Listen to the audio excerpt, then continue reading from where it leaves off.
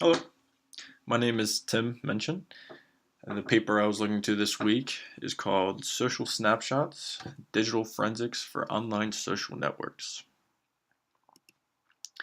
Now, the premise of this is for the authors about basically data gathering, and more specifically, social networking data gathering. And more specifically on that, this data gathering for law enforcement. Now that as the internet has exploded, obviously the use of information online in criminal court has increased tremendously. And the ways before of grabbing this information wasn't very efficient, wasn't very effective. So the authors of this paper went out to figure out a way and how they can access this information to be able to use it in court, because a lot of the information that is gathered nowadays isn't really effective enough to be allowed in court. So basically what they want to go out and do is gather these social snapshots, and they do that by they created this tool that uses basically a web crawling capability. Web crawlers like how Google goes out and when you search for something, it sends out these web crawlers to gather information about what your search is, and that's how they pull in the results. They use that web crawling aspect, and they use third-party applications. The site that they mostly studied this on was Facebook because they allow third-party applications. But they combine these two to be able to go into someone's profile and gather the necessary information that they look for. Now, what information are they wanting? Well, that's where the snapshots come in. Basically, they're looking for profile information. We're talking about just general user data, private messages, photos, posts that you have, likes that you make, anything that you do on that you see on a social network, such as Facebook, they want that information. In addition to what you see, they also want information that you cannot see, the metadata behind these things. Everything that you do has a timestamp attached to it. When you did it basically has a unique identifier, so they can specifically say that this post was yours at this time. Here's your ID. They can verify that information with this metadata. Like I said before, they really want this online evidence to be able to be used in court. That's the idea behind this paper.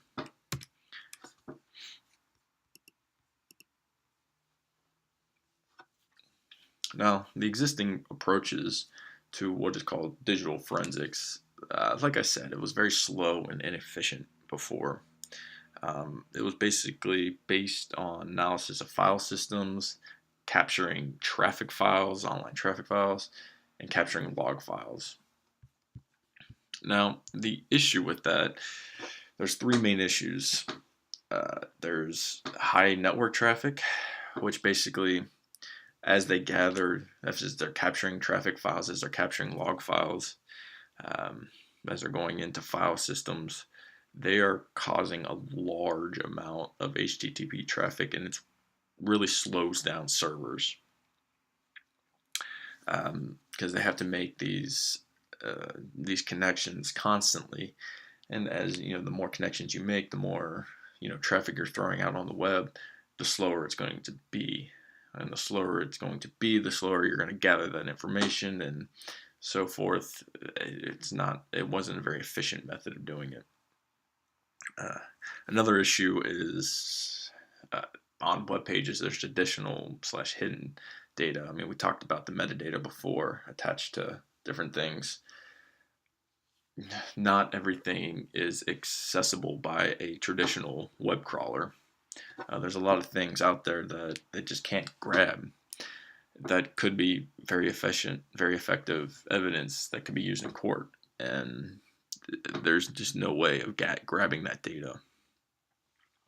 And lastly, maintainability of a website.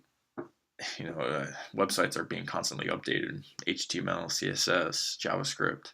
And not only that, JavaScript is constantly pulling in dynamic data. I mean, there's plenty of web technologies out there that are, changing things, changing the structure of a page when new users come into it versus old users. New information is being brought in constantly. And the only way for digital forensics to happen on this method is to constantly send out these web crawlers. And like I said before, that produced the high network traffic and really slowed things down. Another issue with this old version of digital forensics is the traditional use of grabbing hardware. We're talking about computers, so you can grab hard drives, you can grab smartphones. This was an effective way of gathering information, but the problem is the use of online services for data storage. A lot of people don't keep information on their hard drive computer.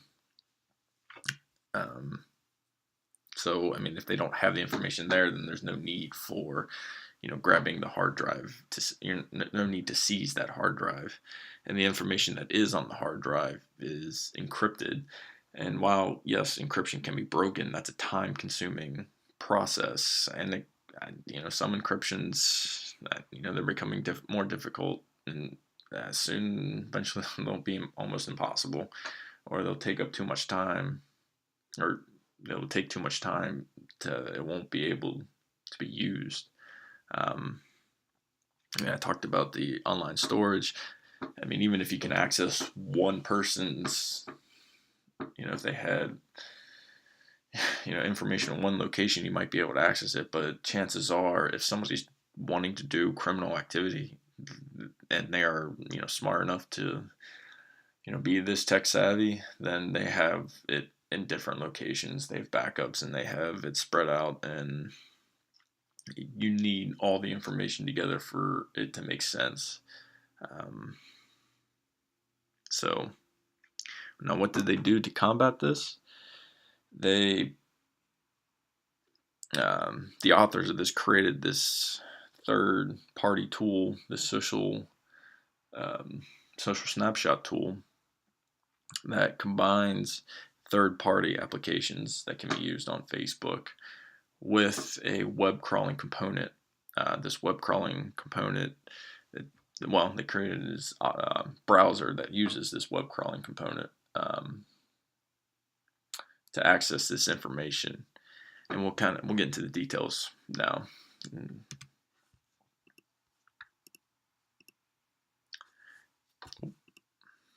So this is just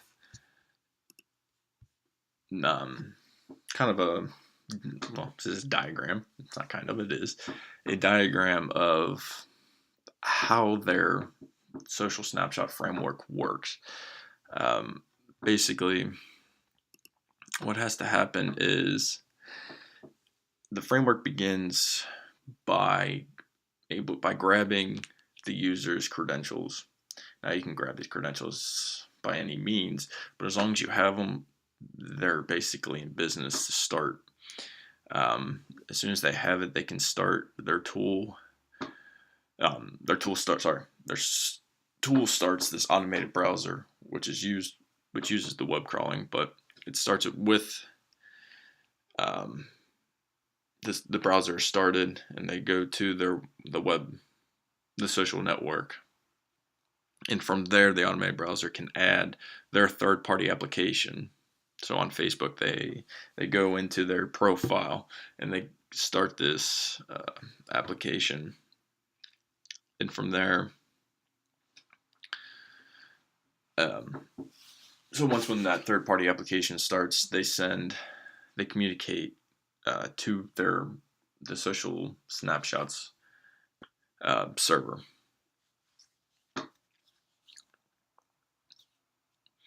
Now, as soon as they have that connection, they use a secret key.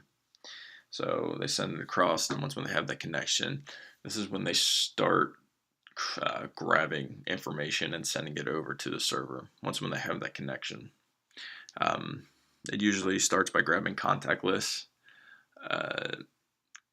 and from the user's profile, and from there it's going through and grabbing, other personal information, posts, photos, anything and everything. Basically, it's sending it back and forth, and the information is parsed and stored on their server, so they can access this at another time if need be. But that way, it's stored away from this automated browser onto their own server, and so they don't have to worry about any issues there. So basically, to reiterate,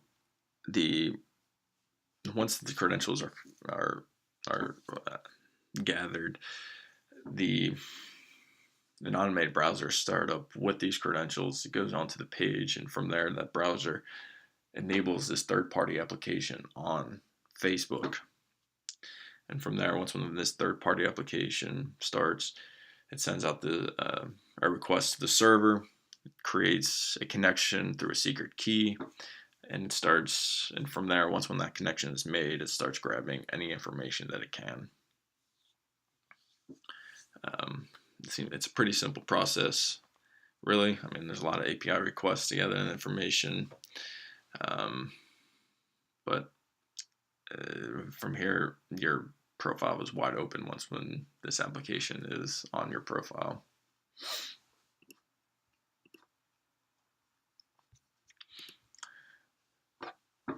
Now, the contributions and significance of this, I mean, they set out to create a device that can gather data from social networks that can potentially be used in court. They're gathering a lot more information than what was possible before. They are,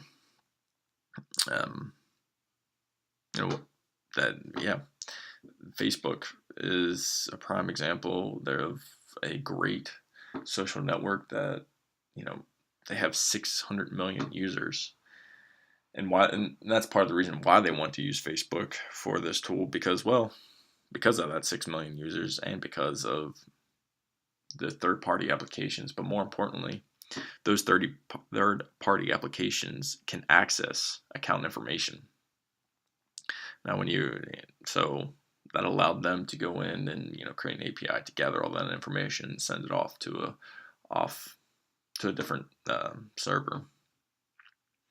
Now, with this tool, I mean, it's significant. It's a lot faster, more efficient. They've gone from 10,000 HTTP requests. I mean, I discussed before about the high network. That's no longer an issue with this. I mean, 238 HTTP requests. I mean, that might sound like a lot, but it's really not. They claim it about 15 minutes, less than 15 minutes. They can gather a whole person's profile and all the information. It's quite impressive. I mean, the information technology that they used here. I mean, the study is completely about gathering information. The web crawling aspect. I mean, web crawlers have been around for probably, before Google, I'm sure, but when they think of web crawlers, they think of search engines like that go out to a bunch of web pages, and they index these web pages so they can provide results for people. Now they can use this to gather profile information. I mean, the use of the third-party application on Facebook. I don't know if Facebook thought that a third-party application could be used in this significant way, but I mean, that's significant. It's impressive that they can go in and gather this information so quickly.